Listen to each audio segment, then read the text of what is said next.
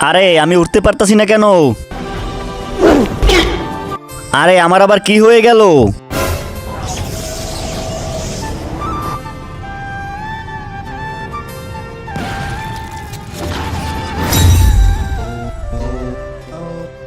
আরে তুমি কে?